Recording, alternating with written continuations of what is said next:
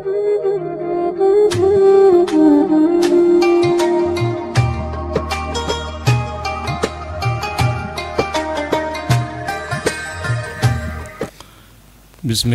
walhamdulillah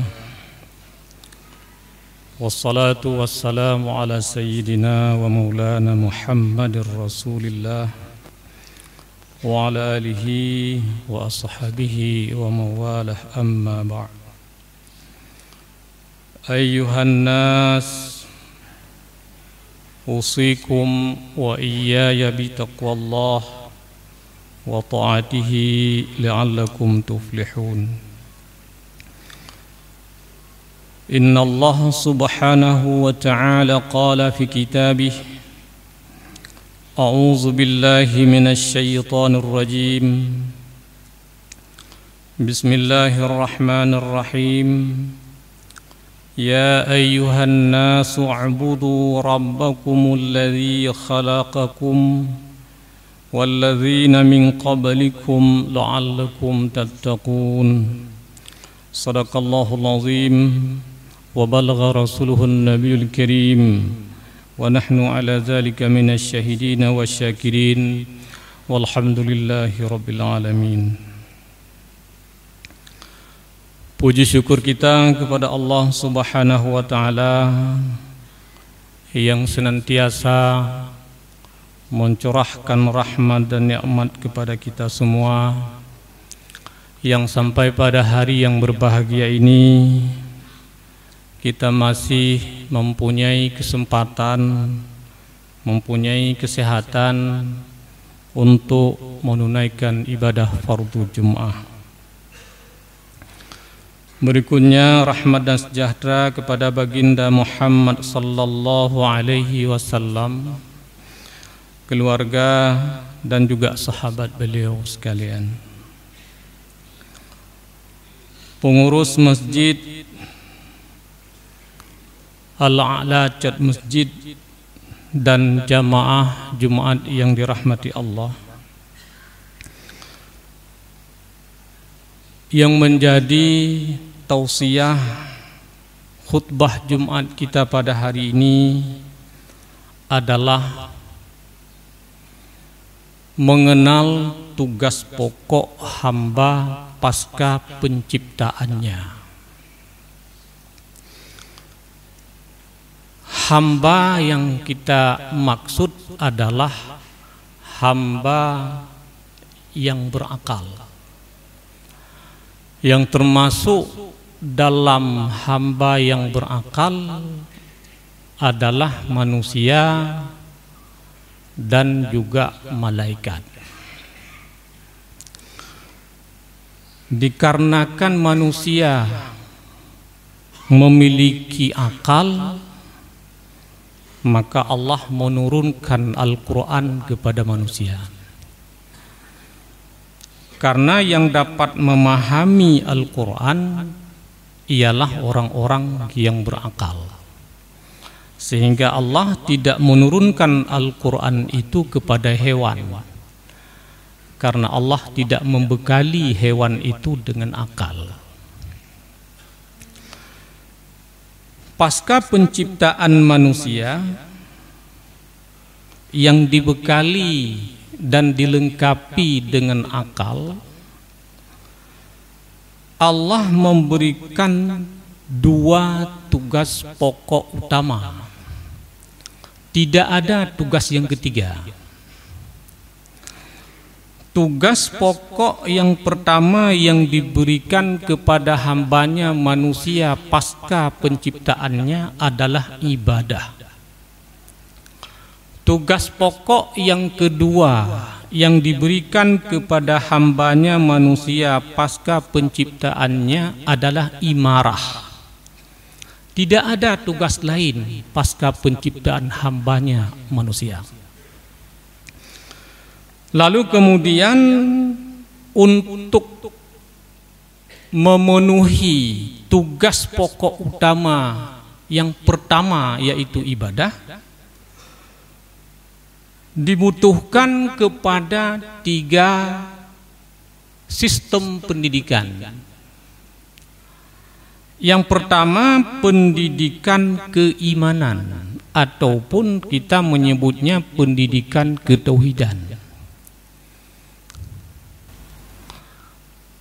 Dalam Al-Quran, kalau kita buka, kita menemukan panggilan awal kepada manusia daripada Allah, yaitu panggilan untuk bertauhid.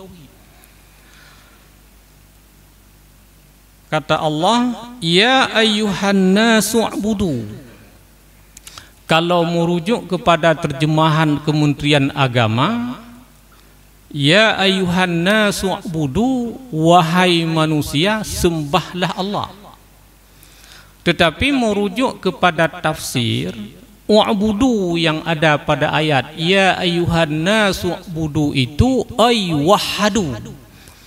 Makna wahadu artinya tauhidkanlah Tuhanmu yang telah menciptakanmu dan orang-orang sebelummu, mudah-mudahan menjadi orang yang bertakwa. Itu kalau merujuk kepada tafsir. Artinya panggilan pertama kepada hambanya manusia pasca penciptaannya adalah panggilan untuk bertauhid kepadanya. Sehingga pendidikan pertama yang dibutuhkan oleh hambanya adalah pendidikan keimanan. Lalu bagaimana pengertian pendidikan keimanan atau yang disebut dengan pendidikan ketauhidan? Atau apa yang dimaksud dengan ilmu tauhid? Ilmu tauhid adalah ilmun li sihhatil ibadah. Ilmu untuk sahnya ibadah. Ibadah Jumat, kalau orang yang melakukannya belum bertauhid, maka ibadah Jumat itu sia-sia. Jadi pendidikan ketauhidan atau pengertian ilmu tauhid adalah ilmun li sihhatil ibadah, ilmu untuk sahnya ibadah. Lalu pendidikan yang kedua yang dibutuhkan adalah pendidikan syariah. Pendidikan syariah atau pengertian syariah adalah ilmun li kaifiyatil ibadah, ilmu tentang tata cara beribadah. Setelah ilmu syariah, yang ketiga dibutuhkan pendidikan akhlak, yang hari ini disebut dengan tasawuf. Pengertian ilmu akhlak ataupun tasawuf adalah ilmun li riayati sawabi al-ibadah, ilmu untuk menjaga pahala ibadah. Beda kalau sudah bergeser, kalau kita buka Al-Quran, kalau kita telaah hadis-hadis Nabi, dalam Islam itu yang pertama ada akidah, yang kedua ada syariah, yang ketiga ada akhlak. Lalu beberapa abad setelah Islam, setelah Rasulullah wafat, bergeser. Akidah disebut dengan tauhid, syariah disebut dengan fikih, kemudian akhlak hari ini disebut dengan tasawuf. Tapi akhlak yang kita maksud adalah ilmu untuk menyelamatkan pahala ibadah, yaitu ilmu untuk beribadah dengan ikhlas, ilmu beribadah dengan tidak ada ria. Itu yang dimaksud dengan pendidikan akhlak. Lalu kemudian setelah kita memiliki ketiga-tiga ilmu itu, kita buka lagi dalam Al-Quran. Di sana Allah menyatakan wa'budullaha wa la tusyriku bihi syai'a. Ibadahlah kepada Allah, jangan pernah menyekutukannya dengan suatu apapun. Direct ibadah itu kepada Allah. Makanya kalau kita telaah hadis, berdoa pun, meminta pertolongan pun, ada kalimat hadis yang langsung, idza sta'anta fasta'in billah. Apabila engkau meminta pertolongan, mintalah langsung kepada Allah. Artinya apa? Substansi ibadah, tata cara ibadah, waktu beribadah juga dari Allah. Artinya dari syariat. yang terkumpul di dalam Al-Quran dan hadis. Substansi ibadah, tata cara ibadah, waktunya ibadah tidak boleh dibuat oleh orang-orang yang beribadah. Karena substansi ibadah, tata cara ibadah, waktu ibadah itu ibadah. Contoh, duha misalnya. Substansi salat duha itu ditentukan berdasarkan syariah. Lalu kemudian tata cara melaksanakan duha ditentukan oleh syariah. Waktu melaksanakan duha juga ditentukan oleh syariah. Kalau misalnya salah satu, apakah itu substansi, apakah itu tata cara, apakah itu waktunya, kita ubah. Lalu kita buat sendiri. Misalnya kalau kita buka kitab-kitab fikih, salat duha itu adalah min ibadatil masnunati bil infirad. Duha adalah salah satu salat sunnah yang disunnahkan dilakukan secara individu. Lalu kita buat dengan cara berjamaah. Apakah boleh? Boleh saja, tapi tidak disunnahkan. Kalau kita ingin mengubah waktu duha, kita tidak ingin salat duha sebagaimana yang ditentukan oleh hadis. Kita ingin salat duha menurut kita sendiri. Substansinya 2 rakaat, caranya benar, tapi waktunya sudah setelah zuhur baru kita salat duha. Boleh? Kalau 2 rakaatnya boleh saja, tapi itu tidak ditentukan oleh agama. Bukan hanya itu, semua jenis ibadah, sampai selawat pun misalnya. Sahabat datang kepada Rasulullah bertanya, "Ya Rasulullah, kaifa nusalli alaik?" Bagaimana kami bersalawat kepadamu ya Rasulullah? Karena sahabat sudah tahu cara salam kepada Rasulullah setelah turun ayat innallaha wa malaikatahu yusalluna 'alan nabi. Tetapi waktu itu sahabat belum tahu cara bersalawat pada Nabi. Dipertanyakanlah kepada Nabi, "Kaifa nusalli 'alaik ya Rasulullah?" Bagaimana kami bersalawat kepadamu ya Rasulullah? Qala, beliau menjawab, "Qulu Allahumma salli ala Muhammad wa ala ali Muhammad." Bacalah Allahumma salli ala Muhammad wa ala ali Muhammad. Dalam riwayat yang lain boleh juga dibaca sallallahu ala Muhammad sallallahu alaihi wasallam. Lalu kemudian jika kita umpamanya pulang dari Arab, begitu mahir kita dengan grammar bahasa Arab, kita buatlah salawat. Kalimat yang kita tulis mirip. Lalu kita namakan setelah kita tulis dengan nama Ratu Selawat misalnya. Lalu kita sampaikan kepada orang, barang siapa yang membaca ini 100 kali, apakah itu substansi dan tata cara dan waktunya itu dapat dikatakan sebagai ibadah? Tidak, karena bukan bersumber daripada syariah. Al-Islamu jamilun la yahtaju ila tajmil. Islam itu indah, ia tidak perlu diperindah. Islam tidak memerlukan modifikasi. Islam tidak memerlukan inovasi. Islam terutama dalam hal ibadah tidak perlu ada kreasi baru dia. Semua ibadah sudah ada. Sampai kepada zikir pun sudah ada. An-Nawawi dalam kitabnya Al-Azkar telah mengumpulnya bagaimana cara berzikir. Itu tugas yang pertama. Tugas pokok yang kedua adalah imarah. Imarah artinya kalau diterjemahkan secara bahasa memakmurkan. Tapi mana imarah yang dimaksud di dalam Al-Quran itu adalah memakmurkan alam semesta dengan cara memerintah. Kalau kita baca ayat wa idza hakamtum bainan nas, apabila Anda berhukum maka hukumlah antahkumu bil adl. Hukumlah dengan secara adil. Lalu bagaimana kita bisa melakukan keadilan, menerapkan keadilan kepada orang kalau kita tidak punya kuasa? Sehingga dalam Islam itu hal pertama yang paling diprioritaskan oleh Islam itu apa? Berkaitan dengan politik. Dulu kita kalau kita naik khutbah Jumat ini di mimbar ini ada tertulis tidak boleh bicara politik, karena dulu kita menganggap politik itu sesuatu yang kotor. Dulu kita menganggap politik itu atau pemerintahan itu tidak ada dalam Al-Quran. Padahal yang paling diprioritaskan oleh Islam itu adalah memiliki pemerintahan politik. Yang kedua yang paling diprioritaskan oleh Islam adalah ekonomi. Makanya Nabi dan sahabat ketika sampai ke Madinah, pertanyaan pertamanya apa? Aina suq?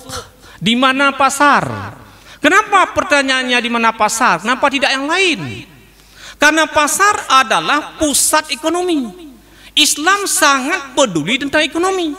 Makanya dalam Islam politik itu bagaikan kaki kanan, ekonomi itu bagaikan kaki kiri. Kalau salah satu lumpuh, maka lumpuhlah Islam itu. Abad ke-8 sampai abad ke-13, selama 500 tahun Islam itu superpower. Dari abad ke-13 sampai hari ini, umat Islam itu lemah, tidak punya apa-apa. Kenapa? Karena kita tidak punya kuasa. Yang padahal kuasa itu adalah konsep imarah. Imarah itu adalah tugas utama dalam Islam. Itu satu. Yang kedua, cara mengimarahkan atau menjalankan imarah sebagai tugas yang kedua adalah melakukan atau memberlakukan keadilan. Itu tadi ayat wa idza hakamtum bainan nasi an tahkumu bil adl. Apa makna adil? Apakah adilnya nuwa sama? Itanya sering terjemahkan adilnya nuwa sama. Adil itu kan nuwa sama dia. I'ta'u haqqan haqqah. Berikanlah hak sesuai dengan haknya. Itu baru disebut dengan adil. Yang ketiga, cara mengimarahkan atau menjalankan imarah sebagai tugas utama yang kedua adalah tidak mendalimi. Apakah itu kapasitas kita individu? Jangan mendalimi orang lain. Apakah kapasitas kita sebagai kepala keluarga? Jangan mendalimi orang lain. Apakah kapasitas kita itu hanya sebatas kepala lorong, kepala desa sampai kepada kepala negara? Tidak ada kebijakan yang mendalimi. Justru dalam hadis Rasulullah, unsur akhaka zaliman aw madluman. Tolonglah saudaramu yang berbuat zalim. Tolonglah saudaramu yang terzalimi. Bagaimana menolong saudara kita yang berbuat zalim? Apakah ikut dalam kezalimannya? Bukan, tetapi menghentikan kezalimannya. Bagaimana menolong saudara kita yang terzalimi? Bantu dia lepas daripada kezaliman orang. Hari ini kita dalam konteks ekonomi, dalam konteks kebutuhan sosial. Di daerah-daerah ibu-ibu itu kalau butuh tabung gas 3 kilo, jam 3 malam masih antri. Jam 3 malam. Jam 3 malam masih antri untuk menunggu untuk mendapatkan satu tabung gas 3 kilo. Kita bisa menjawab sendiri di hati kita, apakah itu sebuah kezaliman atau sebuah keadilan? Hari ini kita antri sampai 2 jam untuk mengisi minyak di SPBU. Kadang-kadang setelah 2 jam kita mengantri sampai ke situ minyaknya habis. Apakah ini namanya kezaliman? Ada jawabannya pada kita. Atau itu keadilan? Yang terakhir adalah tidak memberatkan. Siapa yang tidak tahu hadis yassiru wa la tu'assiru, basyiru wa la tunaffiru, mudahkanlah, jangan persulit, gembirakanlah, jangan takut-takuti. Itu imarah. Itu konsep imarah. Hari ini kita tidak cukup waktu untuk menjelaskan di mimbar ini di waktu khutbah. Tapi yang jelas, tugas hamba pasca penciptaannya itu tidak ada yang ketiga. Kalau kita buka Al-Quran dari bab Bismillah sampai kepada Sin surah Wan-Nas, kalau kita buka semua kutubul hadis, kutubul sittah, kutubul tis'ah, dan semua literatur Islam, tidak kita temukan tugas yang ketiga. Hanya ada dua tugas. Yang pertama tugas ibadah, yang kedua tugas imarah. Untuk bisa jalan kedua-dua ini dibutuhkan kepada pendidikan keimanan, dibutuhkan kepada pendidikan syariah, dan dibutuhkan kepada pendidikan akhlak yang akhirnya kita dapat memperbaiki hubungan positif kita dengan Allah hablum minan nas, hubungan positif kita dengan manusia atau masyarakat hablum minan nas, dan dapat membangun hubungan positif kita yaitu hablum minal alam, hubungan dengan alam semesta. Semoga bermanfaat.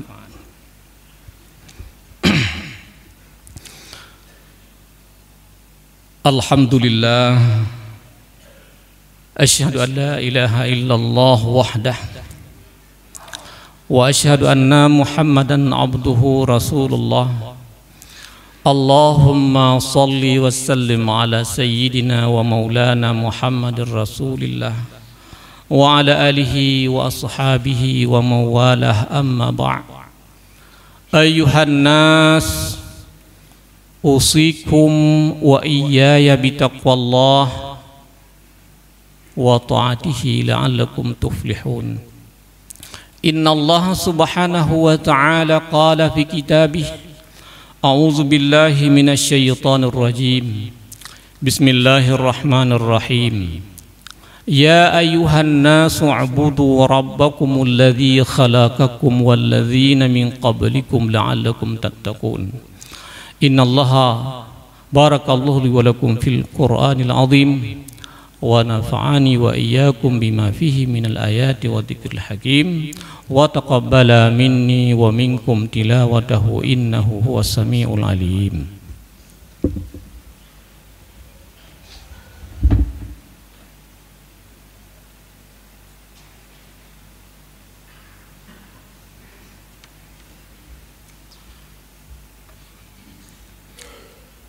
Alhamdulillahi rabbil alamin. Allahumma salli wa sallim ala sayyidina wa maulana Muhammad wa ala alihi wa ashabihi ajma'in, amma ba'd. Ayuhan nas, usikum wa iyaya bitaqwallah wa sari'u ila maghfiratin min rabbikum wa jannatin arduha as-samawati wal ard u'iddat lil muttaqin. Innallaha wa malaikatahu yusalluna 'alan nabiy. Ya ayyuhalladzina amanu sallu alaihi wa sallimu taslima. Allahumma ighfir lil muslimina wal muslimat wal mu'minina wal mu'minat al ahya'i minhum wal amwat birahmatika ya arhamar rahimin. Rabbana zalamna anfusana wa illam taghfir lana lanakunanna minal khasirin. Allahumma ya muhawwilal hawli wal ahwali hawwil halana halal ashiyin ila ahsani halin ya Allah, innaka ala kulli syai'in qadir. Rabbana atina fid dunya hasanah wa fil akhirati hasanah wa qina adzaban nar. Ibadallah, wala dzikrullahi akbar. Aqimis salah.